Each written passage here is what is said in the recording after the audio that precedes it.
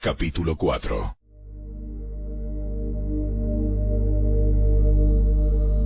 Cuando Is-Boset, el hijo de Saúl, se enteró de la muerte de Abner en Hebrón, se acobardó y todo Israel quedó paralizado de miedo. Ahora bien, había dos hermanos, Baana y Recab, que eran capitanes de los destacamentos de asalto de Is-Boset.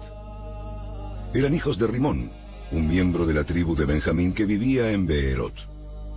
La ciudad de Beerot ahora forma parte del territorio de Benjamín, porque los habitantes originarios de Beerot huyeron a Gitaim, donde todavía viven como extranjeros. Jonatán, hijo de Saúl, tuvo un hijo llamado Mefiboset, quien quedó lisiado de niño. Cuando Mefiboset tenía 5 años, llegó la noticia desde Jezreel de que Saúl y Jonatán habían muerto en batalla. Al enterarse la niñera, tomó al niño y huyó, pero con el apuro se le cayó y quedó lisiado. Cierto día, Recab y Baana, los hijos de Rimón de Beerot, fueron a la casa de Is-Boset cerca del mediodía, mientras él dormía la siesta. A la portera, quien había estado zarandeando trigo, le dio sueño y se durmió, así que Recab y Baana pasaron desapercibidos. Entraron en la casa y encontraron a Is-Boset dormido en su cama. Lo golpearon, lo mataron y le cortaron la cabeza. Luego tomaron la cabeza y huyeron durante la noche a través del valle del Jordán. Cuando llegaron a Hebrón, le presentaron la cabeza de Is-Boset a David y exclamaron: ¡Mire! Aquí está la cabeza de Is-Boset, el hijo de su enemigo Saúl, quien intentó matarlo. El Señor le ha dado hoy a mi señor el rey venganza sobre Saúl y toda su familia. Pero David les dijo a Recab y a Baana: El Señor, quien me salvó de mis enemigos, es mi testigo. Una vez alguien me dijo: Saúl ha muerto, pensando que me traía buenas noticias. Pero yo lo agarré y lo maté en Siclag. Esa fue la recompensa que le di por sus noticias. ¿Cuánto más debo recompensar a los hombres malignos que mataron a un hombre inocente en su propia casa y mientras estaba en la cama?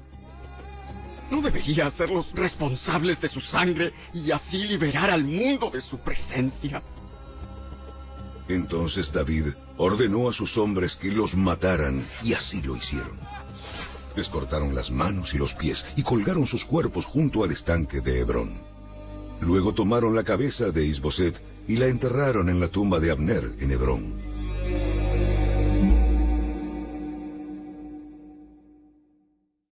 Capítulo 5.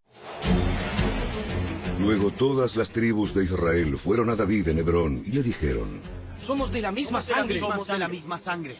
En el pasado, cuando Saúl era nuestro rey, en realidad era usted quien dirigía las fuerzas de Israel. Y el Señor le dijo: Tú serás el pastor de mi pueblo Israel. Tú serás el líder de Israel. De modo que allí en Hebrón, el rey David hizo un pacto ante el Señor con todos los ancianos de Israel, y lo ungieron rey de Israel. David tenía 30 años cuando comenzó a reinar, y reinó 40 años.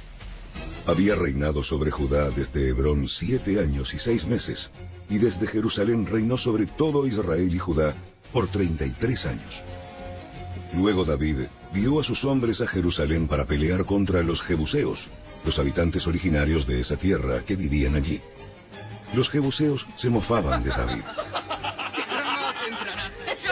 ¡Jamás entrarás aquí!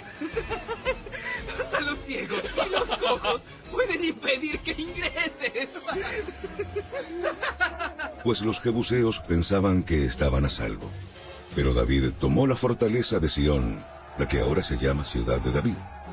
El día del ataque, David les dijo a sus tropas: Odio a esos jebuseos, cojos y ciegos. Todo el que ataque la ciudad, que haga su entrada por el túnel de agua. Este es el origen del dicho: ni el ciego ni el cojo pueden entrar en la casa. Así que David hizo de la fortaleza su casa y la llamó la Ciudad de David. Extendió la ciudad, comenzando desde los terraplenes, y continuó hacia adentro. David se hacía cada vez más poderoso, porque el Señor Dios de los ejércitos celestiales estaba con él. Luego, Hiram, rey de Tiro, envió mensajeros a David junto con madera de cedro, así como carpinteros y canteros, quienes construyeron un palacio para David. Entonces David se dio cuenta de que el Señor lo había confirmado como rey de Israel y que había bendecido su reino por amor a su pueblo Israel. Después de mudarse de Hebrón a Jerusalén, David tomó más concubinas y esposas, y ellas tuvieron más hijos e hijas. Estos son los nombres de los hijos de David que nacieron en Jerusalén: Samúa, Sobab, Natán, Salomón, Ibar, Elisúa, Nefeg, Jafía, Elisama, Eliada y Elifelet. Cuando los filisteos se enteraron de que David había sido ungido rey de Israel, movilizaron todas sus fuerzas para capturarlo, pero le avisaron a David que venían, así que entró en la fortaleza. Los filisteos llegaron y se desplegaron por todo el valle de Refaim. Entonces David le preguntó al Señor: ¿Debo salir a pelear contra los filisteos? ¿Los entregarás en mis manos? El Señor le contestó a David: Sí, adelante. Te aseguro que te los entregaré. Entonces David fue a Baal Perasim y allí derrotó a los filisteos. ¡El Señor lo hizo! ¡Él irrumpió en medio de mis enemigos como una violenta inundación! Así que llamó a ese lugar Baal Perasim, que significa el Señor que irrumpe. Los filisteos abandonaron allí sus ídolos, y David y sus hombres los confiscaron. Pero poco tiempo después, los filisteos volvieron y de nuevo se desplegaron en el valle de Refaim. De nuevo David le preguntó al Señor qué debía hacer. No los ataques de frente. En cambio, rodéalos y cerca de los álamos, atácalos por la retaguardia. Cuando oigas un sonido como de pies que marchan en las copas de los álamos, mantente alerta. Esa será la señal de que el Señor va delante de ti para herir de muerte al ejército filisteo. Entonces David hizo lo que el Señor le ordenó, e hirió de muerte a los filisteos desde Gabaón hasta Geser.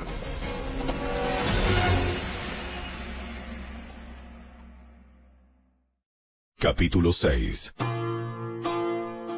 Entonces David volvió a reunir a las tropas más selectas de Israel, un total de 30,000, y las llevó a Baala de Judá para traer de regreso el arca de Dios, que lleva el nombre del Señor de los ejércitos celestiales, quien está entronizado entre los querubines.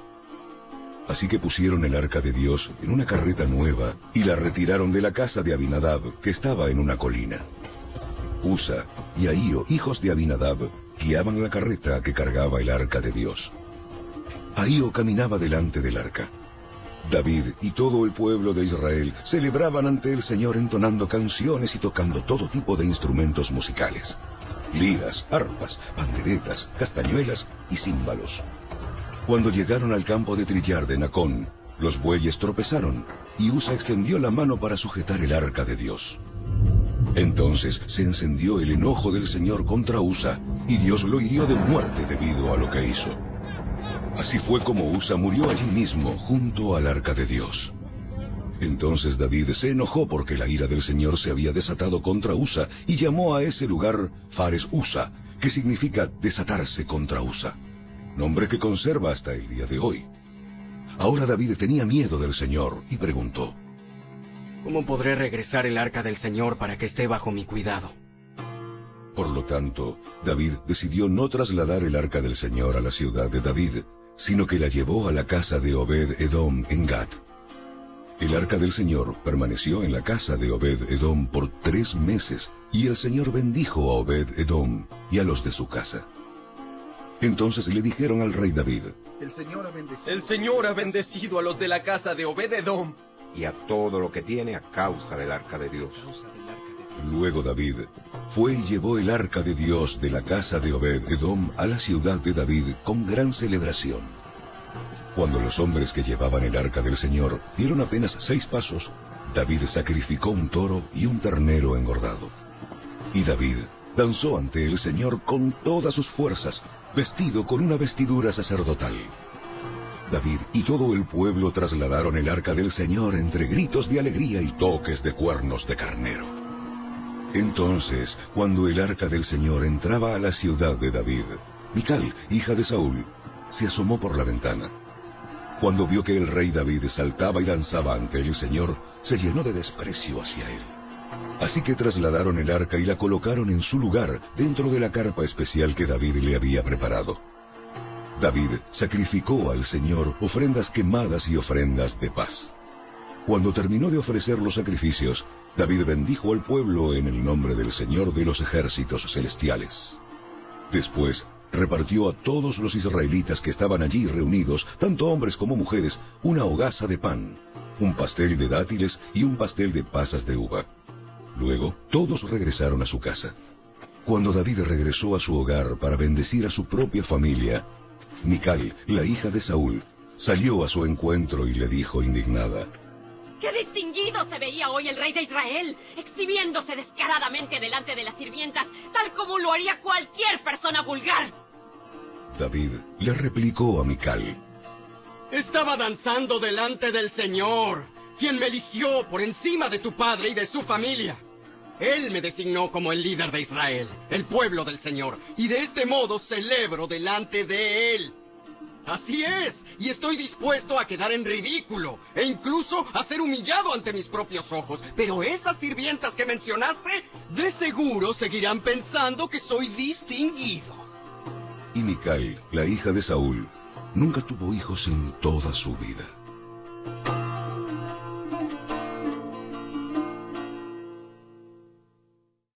Capítulo 7. Una vez que David se instaló en el palacio y el Señor le dio descanso de los enemigos que lo rodeaban, el rey mandó llamar al profeta Natán. Mira, yo vivo en un hermoso palacio de cedro, mientras que el arca de Dios está allá afuera, en una carpa. Natán le respondió al rey: Adelante, haz todo lo que tienes pensado, porque el Señor está contigo. Pero esa misma noche, el Señor le dijo a Natán: Ve y dile a mi siervo David: esto ha declarado el Señor. ¿Acaso eres tú el que me debe construir una casa en la que yo viva? Desde el día en que saqué a los israelitas de Egipto hasta hoy, nunca he vivido en una casa. Siempre fui de un lugar a otro, con una carpa y un tabernáculo como mi morada.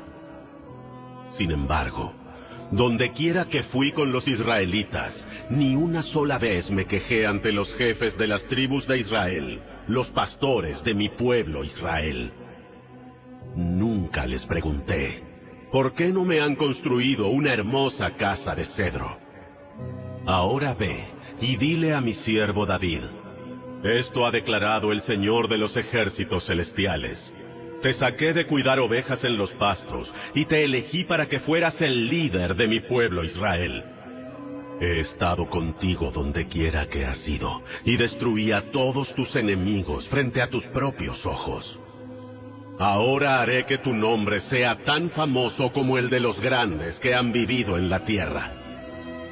Le daré una patria a mi pueblo Israel y lo estableceré en un lugar seguro donde nunca será molestado. Las naciones malvadas no lo oprimirán como lo hicieron en el pasado, cuando designé jueces para que gobernaran a mi pueblo Israel. Y te daré descanso de todos tus enemigos. Además, el Señor declara que construirá una casa para ti, una dinastía de reyes. Pues cuando mueras y seas enterrado con tus antepasados, levantaré a uno de tus hijos de tu propia descendencia y fortaleceré su reino. Él es quien edificará una casa, un templo, para mi nombre, y afirmaré su trono real para siempre. Yo seré su padre, y él será mi hijo. Si peca, lo corregiré y lo disciplinaré con vara, como lo haría cualquier padre. Pero no le retiraré mi favor como lo retiré de Saúl, a quien quité de tu vista.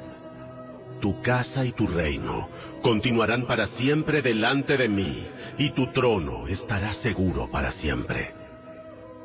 Entonces Natán regresó a donde estaba David y repitió todo lo que el Señor le había dicho en la visión. Entonces el rey David entró y se sentó delante del Señor y oró: ¿Quién soy yo, oh Señor soberano? ¿Y qué es mi familia para que me hayas traído hasta aquí? Y ahora, Señor soberano, sumado a todo lo demás, hablas de darle a tu siervo una dinastía duradera. ¿Tratas a todos de esta manera, oh Señor soberano?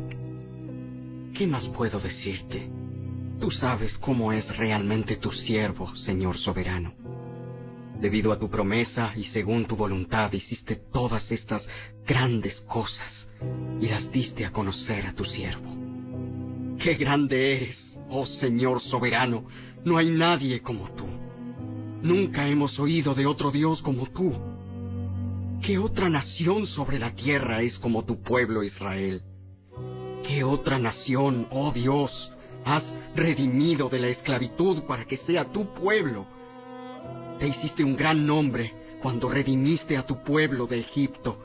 Realizaste imponentes milagros y expulsaste a las naciones y a los dioses que le impidieron el paso.